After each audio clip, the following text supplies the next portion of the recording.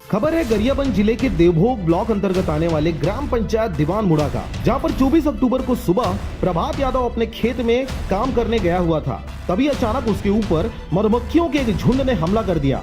देखते ही देखते 22 वर्षीय प्रभात यादव जमीन पर गिर गया। बेहोशी की हालत में ग्रामीणों ने प्रभात यादव को जिला अस्पताल में इलाज के लिए ले गए, परंतु वहां लाखों मिन्नतों के बाद भी उपस्थित स्टाफ और डॉक्टरों की टीम द्वारा, जिसमें दिलीप पैकरा, नोखेलाल दीवान, शिव मरावी जैसे दिग्गज डॉक्टरों की टीम ने उसे कोरोना वायरस का हवाला देकर एडमिट करने से मना कर दिया। घंटों इंतजार के बाद भी जब डॉक्टरों का दिल नहीं पसीजा तो घर वालों ने प्रभात यादव को मूर्छित अवस्था में बेहोशी की हालत में होने के कारण एम्बुलेंस की मांग की, परंतु अस्पताल प्रबंधन के द्वारा एम्बुलेंस नहीं होने का हवाला देकर घर वालों की बातों को दरकिनार कर दिया गया। इस दौरान परिजनों ने प्रभात यादव को मोटरसाइकिल पर ही लाद कर उड़ीसा के लिए रवाना हो गए। अस्पताल प्रबंधन की लापरवाही से घायल 22 वर्षीय युवक के शरीर में फॉर्मिक एसिड का जहर फैल गया है। इस दौरान उसका शरीर पूरी तरीके से सूज गया है। मृत्यु के दहलीज पर खड़ा प्रभात यादव उड़ीसा के लिए रवाना तो जरूर हो गया है, परंतु देखने वाली बात होगी कि उसे ठीक नहीं होने की स्थिति में प्रभात यादव की मृत्यु का ठिकरा